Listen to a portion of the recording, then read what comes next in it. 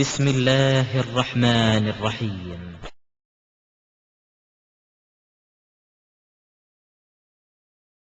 அல்ஹம்துலில்லாஹ். அருமை சகோதரர்களே, எல்லாம் வல்ல அல்லாஹ் தஆலா நமக்கு தௌஹீதை பாக்கியமாக தந்திருக்கின்றான். அந்த தௌஹீதை பெற்ற நாம் ஆரம்ப காலத்திலே எப்படி நபி ஸல்லல்லாஹு அலைஹி வஸல்லம் அவர்கள் மக்காவிலே ஒரு சமூக புரட்சியை ஏற்படுத்தினார்களோ, ஒரு சமூக மாற்றத்தை கொண்டு வந்தார்களோ, அதுபோன்று இறைவனுடைய அருளால் நம்முடைய இந்த தௌஹீது ஜமாஅத்தும் மக்களுக்கு மத்தியிலே ஒரு பெரிய மாற்றத்தை ஏற்படுத்தி கொண்டிருக்கிறது. அந்த மாற்றத்திலே மிக முக்கியமான ஒன்று, நமது ஊரிலே நாம் எடுத்துக்கொண்டால், நமது ஊரிலிருந்து எந்த ஒரு பெண்ணையும் வெளியூர் இருக்கட்டும், பக்கத்தில் இருக்கக்கூடிய ஹனஃபி மதுஹபில் உள்ளவர்களுக்கு கட்டி கொடுப்பது கிடையாது. அங்கிருந்து இங்கும் பெண் எடுப்பது கிடையாது. இதிலே அவர்கள் ஹனஃபி மதுஹபுக்காரர்கள் ஷாஃபி மதுஹபு சார்ந்தவர்களை பற்றி குறிப்பிடும் பொழுது திருப்புறத்தார்கள் என்று ரொம்பவும் ஒரு மட்டரகமான சொல்லிலே குறிப்பிடுவார்கள். இப்படிப்பட்ட ஒரு நிலையில் இறைவனுடைய அருளால் இந்த தௌஹீது ஜமாஅத்து வந்த பிறகு அதனுடைய சமூக மாற்றத்தினுடைய அடிப்படையிலே, அது ஏற்படுத்துகின்ற சமுதாய மாற்றத்தினுடைய அடிப்படையிலே இங்கிருந்து வெளியூர்களுக்கு பொண்ணு கொடுக்கக்கூடிய ஒரு நிலைமை, இந்த தௌஹீது என்ற இந்த சொந்தத்தை மட்டும் குறியாக கொண்டு அப்படி பெண் கொடுக்கக்கூடிய ஒரு நிலைமை தோன்றியிருக்கிறது. இது ஒரு 4-5 ஆண்டுகள் அல்லது ஒரு 10 ஆண்டு காலங்கள் என்று சொல்லலாம். அப்படிப்பட்ட ஒரு மிகப்பெரிய ஒரு பரிணாம வளர்ச்சி, ஒரு மாற்றம் நம்மிடத்திலே ஏற்பட்டிருக்கின்றது. இருந்தாலும் இன்னும் முழுமையான அளவில் அந்த மாற்றம் ஏற்பட்டிருக்கிறதா என்று பார்க்கும்போது ஏற்படவில்லை. இன்னும் நாம் எவ்வளவோ ஒரு தூரத்தை அடைய வேண்டிய கட்டத்தில் தான் இருக்கின்றோம். நம்முடைய இந்த ஜமாஅத்தில் இருக்கக்கூடியவர்கள் என்று சொல்லக்கூடியவர்களே தன்னுடைய குடும்பம் என்று வருகின்ற பொழுது இந்த தௌஹீதை எல்லாம் வேறு பக்கத்திலே தூக்கி வைக்கக்கூடிய மோசமான நிலையை பார்க்கின்றோம். தௌஹீது இல்லாத ஆட்களை எல்லாம் இவர் தௌஹீத்வாதி, இவருக்கு தௌஹீது திருமணம் முடியுங்கள் என்று சொல்லக்கூடிய அவல நிலை. தௌஹீதில் இல்லாத பெண்களை எல்லாம் இது தௌஹீதில் உள்ள பெண்ணு, எங்களுடைய குடும்பத்தில் உள்ளவர்கள், அதனால் தௌஹீதினுடைய அடிப்படையில் திருமணம் முடித்து வையுங்கள் என்று சொல்லக்கூடிய அவல நிலைமை. இப்படிப்பட்ட மோசமான நிலையெல்லாம் நாம் பார்த்து கொண்டிருக்கின்றோம். இதற்கெல்லாம் அடிப்படை காரணம், இன்னும் இவர்களிடத்திலே பல ஆண்டுகள் தௌஹீதிலே இவர்கள் ஊறி போய் இருந்தாலும் இவர்கள் இன்னும் நாறிக்கொண்டிருக்கின்றார்கள் என்பதுதான் அதனுடைய அர்த்தமே தவிர, அவர்களிடத்திலே இந்த தௌஹீதினுடைய மனப்பக்குவம் அது என்ன அடிப்படையிலே இந்த தௌஹீது அவர்களுடைய உள்ளத்திலே ஆழ பதிந்திருக்க வேண்டுமோ அப்படி பதியவில்லை. இதுதான் அதனுடைய அர்த்தம். இதை நாம் கவனத்தில் வைத்துக் கொள்ள வேண்டும். இருந்தாலும் இறைவனுடைய அருளால் மாற்றத்தை கண்டு கொண்டிருக்கின்றோம். இந்த நேரத்திலே நபி ஸல்லல்லாஹு அலைஹி வஸல்லம் அவர்கள் அன்றைக்கு ஏற்படுத்திய அந்த மாற்றம் இருக்கின்றது, மிகப்பெரிய ஒரு மாற்றம். உங்களுக்கெல்லாம் தெரியும், சமுதாயத்திலே வர்க்க புரட்சி, வர்க்க பேதம், இனபேதம் இதெல்லாம் ஏற்பட்டதற்கு, சோசியலிசம் ஏற்பட்டதற்கு, கம்யூனிசம் ஏற்பட்டதற்கு இதற்கெல்லாம் அடிப்படை காரணம் என்னவென்றால், பணக்காரன் ஏழை என்ற இந்த 2 கிளாஸ், 2 வகுப்பினர்கள் சமுதாயத்திலே பிரிக்கப்பட்டார்கள். பணக்காரர்கள் என்றால் அவர்கள் ஒரு அந்தஸ்திலே இருந்து கொண்டிருப்பார்கள். அவர்கள் ஏழைகளை ஏறிட்டு பார்க்க மாட்டார்கள். ஏழைகள் துரத்தி அடிக்கப்படக்கூடியவர்கள், ஏழைகள் பாட்டாளி வர்க்கம், ஏழைகள் தங்களுடைய விவசாயத்திலே பண்ணையிலே நாய்கள் மாதிரி உழைக்க வேண்டிய ஜாதி, அந்த ஜாதியினருக்கு நாங்கள் பெண் கொடுக்க மாட்டோம் என்ற அடிப்படையிலே ஒதுக்கி வைத்த ஒரு நிலைமை. அதாவது மனித நாகரிகம் வளர்ந்து விட்டது என்று சொன்னார்களே ஐரோப்பா போன்ற அந்த நாடுகளிலே, பாரிஸ், அது போன்ற லண்டன், பிரிட்டன், அது போன்ற அமெரிக்கா, இது போன்ற இடங்களிலெல்லாம் இந்த கிளாஸ் வார், அதாவது வர்க்க பேதம் என்பது நீடித்துக் கொண்டிருந்தது. ஆனால் இந்த வர்க்க பேதத்தை இஸ்லாமிய மார்க்கம் ஆரம்ப காலத்திலேயே உடைத்து எறிகின்றது. அல்லாஹ் தஆலா சொல்கின்றான், மஸலு கலிமத்தின் தய்யிபா கஷஜரத்தின் தய்யிபா, இந்த நல்ல கொள்கைக்குள்ள உதாரணம் நல்ல மரத்தை போன்றது. எல்லாம் அல்லாஹ் தஆலா குர்ஆனிலே சொல்கின்றான், மஸலு கலிமத்தின் தய்யிபத்தின் கஷஜரத்தின் தய்யிபா அஸ்லுஹா சாபித், அதனுடைய அடிவேறு பூமியிலே நன்கு பதிந்து போயிருக்கின்றது. ஃபரவுஹா ஃபிஸ்ஸமா, அதனுடைய கிளை வானத்திலே விரிந்து பறந்து கிடக்கின்றது. தூத்தி உக்கலஹா குல்ல ஹீனின் பிஇذن ரப்பிஹா, அது இறைவனுடைய அந்த அவனுடைய உத்தரவை கொண்டு நல்ல கனிகளை கொடுத்து கொண்டிருக்கின்றது. இப்படிப்பட்ட இந்த சமுதாயத்தில் நபி ஸல்லல்லாஹு அலைஹி வஸல்லம் அவர்கள் இறை தூதராக வந்த அந்த காலகட்டத்தில் எப்படி இருந்தது என்று பார்க்கும் பொழுது, உயர் ஜாதிக்காரர்கள் கீழ் ஜாதிக்காரர்களை மதிக்க மாட்டான். கீழ் ஜாதி என்றால் ஏழைகள் மதிக்க மாட்டான். ஒரு கட்டத்தில் நபி ஸல்லல்லாஹு அலைஹி வஸல்லம் அவர்களை மக்காவில் உள்ள விவிஐபிக்கள் எல்லாம் சந்திக்க வருகிறார்கள். யார? நபி ஸல்லல்லாஹு அலைஹி வஸல்லம் அவர்களை சந்திக்க வருகின்றார்கள். அப்படி சந்திக்க வருகின்ற பொழுது ரசூலுல்லாஹ்வோடு இருந்து கொண்டிருப்பது யார்? பிலால். அடிமை இனத்தை சார்ந்தவர்கள், அபிசினியா நாட்டை சார்ந்த பிலால் ரலியல்லாஹு தஆலா அன்ஹு அவர்கள். அது போன்று சுஹைப் ரோமாபுரியை சேர்ந்த அடிமை. இது போன்ற இந்த பாட்டாளி வர்க்கம் ரசூலுல்லாஹி ஸல்லல்லாஹு அலைஹி வஸல்லம் அவர்களோடு சேர்ந்து இருக்கின்றார்கள். இந்த கட்டத்தில் அவங்க வர்றாங்க. வந்த உடனே சொல்றாங்க, உத்துருது ஹாவுலாய், இவர்களை எல்லாம் துரத்தி விடுங்க, நாங்க வரும்போது இவர்கள் எல்லாம் இருக்கக்கூடாது. ஸ்டேட்டஸ் பார்க்கறாங்க, சமூக அந்தஸ்து மரியாதை. நாங்க வரும்போது இந்த பஞ்சை பராரிகள் எல்லாம் உங்களோடு சேர்ந்து இருக்கலாமா என்று அந்த தரத்தை பார்க்கறாங்க. பொருளாதார ஸ்டேட்டஸ், அந்த அந்தஸ்தை பார்க்கறாங்க. அப்படி வரக்கூடிய அந்த கட்டத்தில் ரசூலுல்லாஹி ஸல்லல்லாஹு அலைஹி வஸல்லம் அவருடைய உள்ளத்தில் கூட ஒரு சின்ன எண்ணம் ஏற்படுகிறது. ஆமா, கொஞ்சம் இவங்க வரும்போது இவங்களை கொஞ்சம் நம்ம கொஞ்சம் ஒதுக்கி வைத்துக் கொண்டால் என்ன? இவங்களெல்லாம் பெரிய செல்வாக்கு மிக்கவர்கள், செல்வந்தர்கள், பெரும்புள்ளிகள். இவர்கள் வரக்கூடிய கட்டத்திலே நாம் கொஞ்சம் இவர்களை அப்புறப்படுத்தி வைத்திருந்தால் என்ன, கொஞ்சம் தள்ளி போங்க என்று சொல்லிவிட்டால் என்ன மனசுல நினைக்கிறாங்க. அடிக்கிறான் பாருங்க அல்லாஹ் தஆலா, வலா தத்ருதுல் லதீன யதுஊன ரப்பஹும் பில் கதாத்தி வல் அஷி, காலையிலும் மாலையிலும் தங்களுடைய இறைவனை யுரீதுன வஜ்ஹா, அவனுடைய திருமுகத்தை நாடி உங்களோடு அழைத்து பிரார்த்தித்துக் கொண்டிருக்கின்றார்களே, அவர்களை துரத்தி விடாதீர்கள், அவர்களை துரத்தி விடாதீர்கள். மா அலைக்க மின் ஹிசாபிஹிம் மின் ஷை, அவர்கள் சம்பந்தப்பட்ட வழக்கு கேள்வி கணக்கு உங்களிடத்தில் கிடையாது. வமா மின் ஹிசாபிக அலைஹிம் மின் ஷை, இவர்கள் சம்பந்தப்பட்ட அவர்கள் சம்பந்தப்பட்ட கணக்கு உங்களிடத்தில் கிடையாது, உங்கள் சம்பந்தப்பட்ட கணக்கு அவர்களிடத்தில் கிடையாது. அப்படி இருந்தா தானே ஃபததுருதஹும், அவர்கள் நீங்கள் துரத்தி விட முடியும். அப்படி துரத்தி விட்டால் ஃபதகூன மினல் வாலிமீன், நீங்கள் துரோகிகளில் உள்ளவர். அடிக்கலாம் அல்லாஹ் தஆலா தூக்கி போட்டு ரசூலுல்லாஹி ஸல்லல்லாஹு அலைஹி வஸல்லம் உடைய உள்ளத்துல கொஞ்சம் அப்படி என்ன வருது, இந்த ஏழைகளை கொஞ்சம் அப்படி தள்ளி வச்சிருந்தா என்ன நோக்கம் என்ன தெரியுமா? ரசூலுல்லாஹ்வுடைய நோக்கம் தீய நோக்கம் கிடையாது. இப்படி கொஞ்சம் இவங்களை தள்ளி வச்சிருக்கும் போது இந்த கேப்ல, இந்த இடைவெளியில வந்த இவர்கள், இந்த செல்வந்தர்கள் வரக்கூடிய இவர்கள், அவர்களுடைய உள்ளத்துல ஈமான் ஏற்பட்டு விடலாம் அல்லவா? இந்த எண்ணம் தான் அதுதான் அடிக்கிறான். இந்த பாட்டாளி வர்க்கத்தை, இந்த பாமர வர்க்கத்தை, இந்த ஏழைகளை, ஏழைகளுடைய ஏக்கம் தான் இஸ்லாமிய மார்க்கம். இவர்களை துரத்தி விட்டுட்டு ஒரு ஏக்கம் இருப்பதாக நீங்கள் கனவு காணக்கூடாது, நீங்க துரோகி அப்படிங்கிறான். எப்படி துரத்தி விட முடியும்? அல்லாஹ் தஆலா இப்படிப்பட்ட ஒரு வசனத்தை அருளி இதை பற்றி குறிப்பிடும் பொழுது அப்துல்லாஹ் இப்னு மஸ்ஊத் ரலியல்லாஹு தஆலா அவர்கள் சொல்றாங்க, என்ன சொல்றாங்க தெரியுமா? இந்த வசனம் எங்கள் சம்பந்தமாகத்தான் அருளப்பட்டது.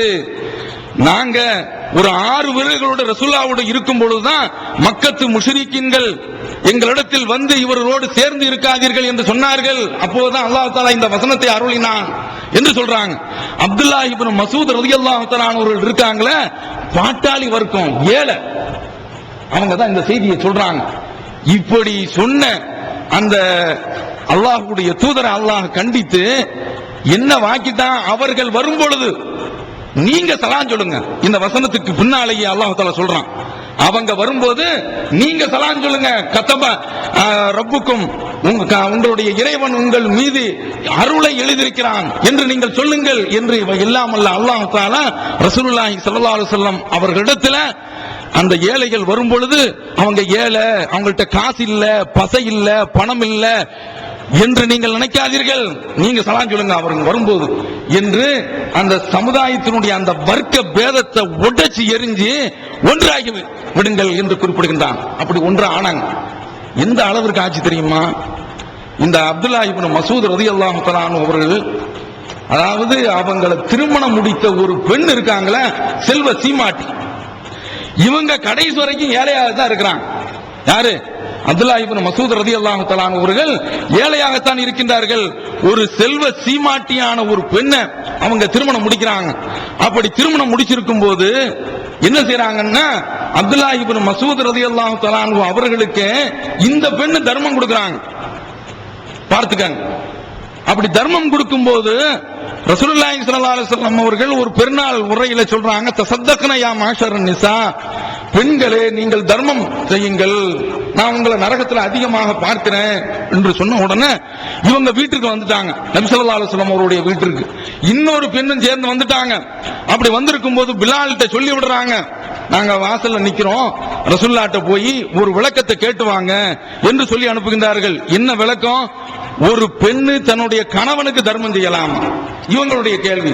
இன்னொரு பெண்ணு அவங்க கேட்கிறாங்க, ஒரு பெண்ணு தன்னிடத்தில் இருக்கக்கூடிய அநாத பிள்ளைக்கு, தன்னுடைய இடத்தில் வளரக்கூடிய பிள்ளைக்கு அவங்க தர்மம் செய்யலாமா என்று கேளுங்க. உடனே ரசூலுல்லாஹி ஸல்லல்லாஹு அலைஹி வஸல்லம் அவர்கள் அவங்கள்ட்ட வந்து பிலால் ரலியல்லாஹு தஆலா அவர்கள் சொல்றாங்க, ஜெய்னப் வந்திருக்காங்க அப்படிங்கறாங்க. ஐயு ஜயானி பிஹியா, எத்தனையோ ஜெய்னப் இருக்காங்க, எந்த ஜெய்னப் சொல்ற அப்படின்னு சொல்லி கேக்குறாங்க. அதான் சொல்றாங்க அப்துல்லா இப்னு மசூதுடைய மனைவி. சொன்னோனே அவங்க ரசூலுல்லாஹி ஸல்லல்லாஹு அலைஹி வஸல்லம் அவங்கள்ட்ட சொல்றாங்க, உங்களுக்கு 2 கூலி இருக்குது, ஒன்று உறவினர்களை ஆதரித்தது, இன்னொன்று தர்மத்தை கொடுத்தது. இந்த 2 கூலி உங்களுக்கு இருக்கின்றது என்று சொன்ன இந்த செய்தி புகாரி, முஸ்லிம், புகாரில நாம பார்க்கிறோம். இங்க என்ன பார்க்கிறோம்னா, அல்லாஹ்வுடைய தூதருடைய அந்த சமுதாயத்தில் இந்த ஏழை பணக்கார வர்க்கம் என்ற இந்த பாரபட்சம் காட்டுறது, ஸ்டேட்டஸ் பார்க்கிறது கிடையாது. இதை நாம் புரிந்து கொள்ள வேண்டும். அருமை சகோதரர், அதை உடைச்சு எறிறாங்க ரசூலுல்லாஹி ஸல்லல்லாஹு அலைஹி வஸல்லம். அப்படி பாரபட்சம் பார்த்திருந்தா இந்த பெண்ணு யாரு? இந்த ஜெய்னப்ங்கிற அந்த பணக்கார பெண்ணு, இந்த சீமாட்டி ஏழையாக இருக்கக்கூடிய பாட்டாளி வர்க்கத்தை சார்ந்த அப்துல்லா இப்னு மசூத திருமணம் முடிச்சிருக்காங்க. அந்த சோசியல் ஆர்டரை, அந்த சமூக அமைப்பை எப்படி ரசூலுல்லாஹி ஸல்லல்லாஹு அலைஹி வஸல்லம் அவர்கள் மாற்றி காட்டிருக்காங்கன்னு பாருங்க. இது மாதிரி நாம் ஆக வேண்டும். இன்றைக்கு மேலப்பாளையத்தில் எடுத்துக்கொண்டா ஒரு எழுதப்படாத ஒரு மரபு, அதாவது காட்டு தெருவுல ஒரு செல்வந்தன் இருப்பான், இங்கிருந்து ஆலப்புழை தெருவுல உள்ள ஒரு செல்வந்த வீட்டுல தான் திருமணம் முடிப்பான். அந்த ஆலப்புழை தெருவுல உள்ள செல்வந்த ஆளு அங்க காட்டு தெருவுல இருக்கக்கூடிய செல்வந்தர் தான் கொடுப்பான். நீங்க பார்த்தீர்கள் என்றால் அந்த பணக்கார வர்க்கம் அந்த பணக்கார வர்க்கத்தோடு தான் சேர்ந்து சம்பந்தம் வைத்துக் கொள்ளுமே தவிர, இதுல நாம பார்த்திருக்கிறோம், அப்படி திருமணம் முடித்த அந்த பணக்கார வர்க்கம் பின்னால தரையோடு தேய்ந்தும் போயிருக்கிறது. அவங்கள்ட்ட வந்து செல்வம் தான் அளவுகோலாக இருந்ததை தவிர தண்ணி அடிக்கிறது, சீட்டு விளையாடுறது, குட்டி ஜோக்கு இருக்கிறது, இதையெல்லாம் பார்க்க மாட்டாங்க. அப்படிப்பட்ட ஒரு நிலைமை மேலப்பாளையத்தில் மட்டும் கிடையாது, ஒட்டுமொத்த தமிழகத்திலும் இருக்குது. முஸ்லிம்களிடத்துல செல்வந்தர்கிட்ட தான் பொண்ணு எடுக்கணும், இந்த பாட்டாளி வர்க்கத்தில் எடுக்கக்கூடாது என்ற அடிப்படையில் சமுதாயத்தில் ஒரு பேதத்தன்மை, பேதம் பார்க்கப்பட்டுக் கொண்டிருக்கிறது. இதை உடைச்சு எறிகிறது தௌஹீத் ஜமாத்தினுடைய கடமை. யாரா இருந்தாலும் சரிதான், கொள்கை தான் அங்கு பார்க்கப்பட வேண்டும், செல்வம் அங்கு பார்க்கப்படக்கூடாது. துன்கஹுல் மர்அத்துல் அர்பைன் ரசூலுல்லாஹ் சொல்றாங்களே, ஒரு பெண் திருமணம் முடிப்பது 4க்காக வேண்டிதான். ஒன்றுலி மாலிகா அவளுடைய பொருள், ஒளி ஜமாலிகா அவளுடைய அழகு, ஒளி ஹசபியா அவளுடைய குடும்பம், ஒளி தீனியா அவளுடைய மார்க்கம் என்று ரசூலுல்லாஹ் இந்த 4ஐயும் சொல்லிவிட்டு ஃபல்ஃபர் பிதாத்தி தீன், மார்க்கமுடைய பெண்ணை நீ தேர்ந்தெடுத்துக்கொள். ரசூலுல்லாஹி ஸல்லல்லாஹு அலைஹி வஸல்லம் அவர்கள் சொன்னாங்க. இந்த அளவுகோலை மட்டும் பார்க்கணும், பணக்காரன் ஏழை என்ற இந்த பாரபட்சத்தை பார்க்க கூடாது. அப்படி பார்த்தோம் என்றால் இந்த தௌஹீது நம்மிடத்தில் இதுவரைக்கும் நம்மிடத்தில் வரல என்றுதான் அர்த்தம். நாம அதை மாற்றி காட்டணும். இதுல ரொம்ப வேடிக்கை என்ன தெரியுமா?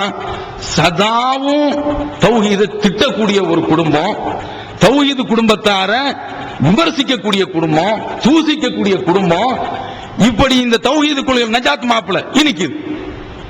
என்ன அநியாயம் பாருங்க. இவங்களும் போய் அப்படி போய் சம்பந்தம் பண்றாங்க. இந்த தௌஹீது வட்டத்துல எத்தனையோ பெண்கள் ஏங்கி கிடக்குது.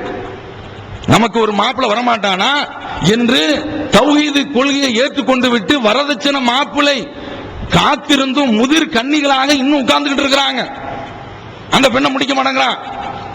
இப்படிப்பட்ட ஆட்கள், இது மாதிரியான ஆட்கள் இந்த தௌஹீதுக்கு வந்த பிறகும், அதாவது தலையில தொப்பி இல்லாம தொழுகிறது, நெஞ்சுக்கு மேல கையை கட்டுறது, விரல அசைக்கிறது, இன்றைக்கு இது ஒரு ஃபேஷனாக ஆயிப்போச்சு. இது கிடையாது. இப்போது விற்பனையில் இஸ்லாம் கூறும் பொருளியல் அவர்கள் பிஜே அவர்கள் உரையாற்றிய பொருளாதாரம் சம்பந்தமான 27 மணி நேர தொடர் சொற்பொழிவு. என்ன வியாபாரம் செய்யலாம், பங்கு சந்தையில் ஈடுபடலாமா, இன்சூரன்ஸ் செய்யலாமா, MLM வியாபாரத்தில் ஈடுபடலாமா, குத்தகை, பங்கு வணிகம் மற்றும் வியாபாரம் தொடர்பான அனைத்து சந்தேகங்களுக்கும் குர்ஆன் ஹதீஸ் அடிப்படையில் தெளிவான விளக்கங்கள் 3 டிவிடிகளாக விலை ரூபாய் 75 மட்டுமே. கிடைக்கும் இடம் TNDJ வீடியோ விஷன், நம்பர் 30, அரண்மனைக்காரன் தெரு, மண்ணடி, சென்னை 1. இப்போது புத்தம் புது வடிவில் பல சிறப்பம்சங்களுடன் onlinepj.com மற்றும் tntj.net இணையதளங்கள். தௌஹீது உள்ள பதிஞ்சிருக்குன்னா இப்படி திருமணம் முடி. இந்த மாதிரி திருமணம் முடித்தால்தான் அவர்களிடத்துல இப்படிப்பட்ட ஒரு மாற்றம் வந்திருக்கிறது. அவர்களிடத்துல தௌஹீது அதனுடைய இடத்தை பிடித்திருக்கின்றது. தௌஹீது அவர்களிடத்துல நல்ல ஒரு விளைவை ஏற்படுத்தியிருக்கிறது, தாக்கத்தை ஏற்படுத்தியிருக்கிறது என்ற அர்த்தம். இல்லை என்றால் தௌஹீதுங்கிறது ஒரு பேரளவுக்கு இருக்குது. ஏன் இதை சொல்றோம்? மர்ம விஷயத்துல இந்த கணவன் திருமணம் முடிச்ச பிறகு கணவன் 2 நாள்ல இறந்துட்டாங்க. ஆனால் அந்த பெண்ணு கருவுறுவதற்கு வாய்ப்பு இருக்குல்ல. அந்த பெண்ணு கருவை சுமந்து குழந்தையை பெற்றெடுத்தால் இப்போதே இருக்கிறாங்க. கணவன் மட்டும்தான் தௌஹீது. அந்த மனைவி கணவனை பார்த்து சொல்றாங்க, உங்க கொள்கையை உங்கள்கிட்ட வச்சுக்கங்க, உங்க கொள்கைய உங்கள்கிட்ட வச்சுக்கங்க, என் கொள்கை என்னோட இருக்கட்டும், உங்க கொள்கை என்னிடத்துல பேசாதீர்கள் என்று சொல்லக்கூடிய தம்பதியர்கள் இருக்கிறாங்க. பையன் இந்த பள்ளிவாசலை பார்த்தா இது மாப்ப பள்ளிவாசல், தர்காவை பார்த்தானாக்க இது உம்மா பள்ளிவாசல் என்று சொல்லக்கூடிய நிலைமை இருக்குதா இல்லையா? இதெல்லாம் நாம கற்பனையாக சொல்லல. இது போன்ற ஒரு கட்டத்தில் நாம என்ன நினைக்கணும்? நம்ம பிள்ளைகள் அந்த பிள்ளைகிட்ட வளர்ந்தா, ஒரு தர்காவாதியுடைய பிள்ளைகிட்ட வளர்ந்தா, அந்த குடும்பமே தர்காவாதியாக இருந்தா, தௌஹீதுக்கு எதிர்ப்பாக இருந்தா, அங்கு வளரக்கூடிய பிள்ளைகள் எப்படி இருக்கும்? நரகத்துக்கு தானே கொண்டு போவாங்க, சொர்க்கத்துக்கு கொண்டு வருவாங்களா? கொஞ்சம் சிந்தித்து பார்க்க வேண்டும். குர்ஆன் இறங்கக்கூடிய அந்த மாதம் நம்மை நோக்கி வேகமாக வந்து கொண்டிருக்கின்றது. சில நாட்கள் தான் இருக்கின்றன. அப்படி சில நாட்கள் இருக்கக்கூடிய இந்த கட்டத்தில் நாம் இதை சிந்தித்து பார்க்க வேண்டும். பாருங்க, ஆஸ்திரேலியாவில் 2 பேர்கள் படுக்கையில படுத்திருக்கிறாங்க. சிகரெட்டு புகை அப்படியே பற்றிக்கிட்டு எரியுது. எரிஞ்ச உடனே அந்த 2 பேர்களும் இன்னும் கொஞ்ச நேரத்தில் அவங்க கொஞ்சம் கண்ணயர்ந்து தூங்கி இருந்தார்கள் என்றால் அந்த புகை அப்படியே பற்றி அந்த 2 பேரையுமே ஆட்கொண்டிருக்கும் அந்த தீ. அவர்கள் வளர்க்கக்கூடிய ஒரு முயல் கதவை அப்படியே பிராண்டுது, திரும்ப திரும்ப திரும்ப பிராண்டுது. அப்படி பிராண்டவன இது CNN IBNல ஜூலைல நடந்ததாக, போன மாசம் நடந்ததாக போட்டிருக்கிறான். அந்த கதவை பிராண்ட உடனே அந்த பிராண்டக்கூடிய அந்த சத்தத்தை கேட்டு தம்பதிகள் விழிக்கிறாங்க. தீ எரியுது. இன்னும் கொஞ்ச நேரத்தில் அந்த தீ அவர்களை மூடிவிடும். உடனே சுதாரிச்சு வெளியில ஓடி வர்றாங்க. முயலுக்கு நன்றி செலுத்துறாங்க. எங்களுடைய முயல் எப்படிப்பட்ட முயல், எங்களுடைய உயிரை பாதுகாத்தது என்று பேட்டி கொடுக்கிறாங்க. இதே போன்று 2006 பிபிசில ஒரு செய்தி, ஒரு பூனை இது மாதிரி இந்த தீ பற்றி எரியுது. அவங்கள போய் என்ன செய்யுதுன்னா, அவங்களுடைய முகத்துல இந்த பூனைகிட்ட நல்ல பழக்கம்லாம் இருக்கும். பார்த்தீர்கள் என்றால் அது மலம் கழித்து விட்டு அப்படியே என்ன தோண்டி புதைச்சிட்டு போவோம். நம்ம ஆள் தான் வெளியில சுட்டு வச்சுட்டு போயிட்டு இருப்போம். அதனால ஏற்படக்கூடிய வியாதி என்ன? இந்தியாவிலே ஒட்டுமொத்த நோய்க்கும் இதுதான் காரணம் அப்படிங்கிறான். நம்ம ஆளு வெளியில போய் தலப்பாக கட்டி பீடிய குடிச்சு அசுத்தப்படுத்தலன்னா இவனுக்கு திருப்தி இருக்காது. பாருங்க, இந்த பூனைகிட்ட அது போன்ற நல்ல பழக்கம்லாம் இருக்கு. இது இந்த பூனையை வளர்க்கக்கூடிய அந்த ஆளு, அதன் மீது அது கொண்டிருக்கக்கூடிய அந்த பூனை கொண்டிருக்கக்கூடிய அந்த பாசம் அங்கிருந்து என்ன செய்யுதுன்னா முகத்தை பிடிச்சி அப்படியே பறண்டுது. பார்த்தா தீ எரியுது, தப்பி ஓடி வர்றான். என்ன பாக்குறேன்னா, ஒரு எஜமானிய விசுவாசம், தன்னை வளர்க்கக்கூடியவர்கள், தன்னை பாதுகாக்கக்கூடியவர்கள் தீயில பொசுங்கி போயிடக்கூடாது என்று இந்த ஐந்தறிவு மிருகம் என்று சொல்றாங்களே, அது தீயை விட்டு பாதுகாக்குது. ஆறறிவு படைத்த இந்த மனிதன் தன்னுடைய பிள்ளைய நரகத்தில் கொண்டு போய் தள்ளுறதுக்கு எவ்வளவு வேகமா போயிட்டு இருக்கான்னு பாருங்க. இந்த கருத்தை சொல்றவனெல்லாம் போகும்போது விரோதமாக பார்க்கிறது, குரோதமாக பார்க்கிறது. என்னடா இது, இவன் குறுகிய வட்டத்தில் இருக்கான், இங்கதான் திருமணம் முடிக்கணும்னு சொல்றான். என்ன இது? குல் இன்னல் காசிரீன் அல்லதீன ஹஸிரு அன்ஃபுஸஹும் வ அஹ்லீஹிம் யௌமல் கியாமா. மிகப்பெரிய நஷ்டத்திற்குரியவர்கள் யார் தெரியுமா? தங்களையும் தங்களுடைய பிள்ளைகளையும் நரகத்திற்கு, யௌமல் கியாமாவுல நரகத்திற்கு சொந்தக்காரர்களாக ஆக்கிவிட்டு நிற்கின்றார்களே, அவர்கள்தான் மிக நஷ்டத்திற்குரியவர்கள் அல்லாஹ் சொல்றான். அப்ப அவ்வளவு பயங்கரமான ஒரு விஷயம். நாம பெற்ற பிள்ளை உலகத்துல அடுப்படியை நோக்கி போகும்பொழுது, தீக்கங்க கையில எடுக்க போகும்போது கையை பிடிச்சி தடுக்கக்கூடிய நாம, அப்படியே ஒரு தௌஹீத் அல்லாத ஒரு பெண்ணை, ஷிர்க்கு இணை வைக்கக்கூடிய ஒரு பெண்ணை முடித்து கொண்டு போய் நரகத்திற்கு கொண்டு போய் தள்ளுறாம. இதுலயும் ரொம்ப வேதனைக்குரிய விஷயம். வேதனையிலும் வேதனை. என்ன வேதனைன்னா, ஒரு இடத்துல ஒரு தௌஹீத்வாதிங்கிறவன் போய் திருமணம் முடிக்கிறான். ஒரு இடத்துல போய் தௌஹீத்வாதி திருமணம் முடிக்கிறான். அப்படி திருமணம் முடிக்கும் பொழுது அந்த வீட்டுல உள்ள ஆளு, அவங்க அதாவது இவன் திருமணம் முடிச்சு வந்துட்டான், அங்க ஒரு மாப்பிள்ளை இருக்கிறான். அந்த மாப்பிள்ளை ஒரு தௌஹீத் பெண்ணை பிடிக்கணும் இல்ல, முடிக்க மாட்டேங்கிறான். புறா வீடு தான் போய் முடிக்கிறான். வேதனையா இல்ல இது?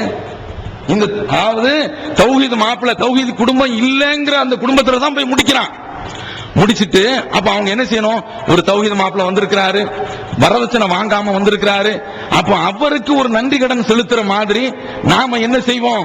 நாம ஒரு தௌஹீத் வீட்டுல போய் பொண்ணு எடுப்போம் என்ற ஒரு சிந்தனை கூட இல்லாம நன்றி கற்ற சமுதாயம். இப்படிப்பட்ட வீட்டுல போய் பொண்ணு எடுக்கலாமா? அவன் என்ன செய்யறான்? திருமணம் முடிக்கிறான். எங்க போய் பக்கா தௌஹீதுக்கு எதிர் வீட்டுல போய் முடிக்கிறான். முடிச்சுட்டு அந்த பெண்ணை தௌஹீது, இந்த தௌஹீத் கல்யாணத்துக்கு வாங்க நம்மள. என்ன கொடுமைப்பா இது? அவன் என்ன இந்த சமுதாயம் எங்க போயிட்டு இருக்குது நீங்க பாருங்க. அதனால தௌஹீத் மட்டும்தான் அளவுகளாக இருக்க வேண்டும். இதுல செல்வந்தம், செல்வத்தன்மை, சீமானிய தன்மை, பணக்கார வர்க்கம், ஸ்டேட்டஸ், சமூக அந்தஸ்து அப்படி பார்க்கக்கூடிய ஆட்களாக தௌஹீத்வாதிகள் இருக்கக்கூடாது. அல்லாஹ் தஆலா செல்வம் நம்மள செல்வந்தர்களாக ஆக்கலாம்.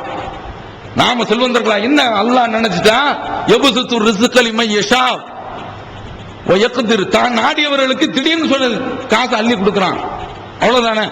திடீர் என்று இங்க இருக்கக்கூடியவர்கள் அவர்களுக்கு அல்லாஹ் ஒரு தொழிலை கொடுக்கலாம், அல்லது ஏதாவது ஒரு பதவியை கொடுக்கலாம், பொருளாதாரத்தில் வளர்ந்து போயிடுவாங்க.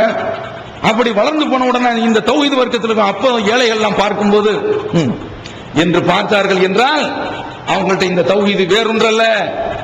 அந்த பேதத்தை அந்த ஐரோப்பிய வர்க்கத்தில் கண்டமே, அரபக சமுதாயத்தில் கண்டமே, அந்த பேதம் பாராட்டக்கூடிய தன்மை இன்றைக்கும் இருக்கிறது என்றுதான் அர்த்தம்.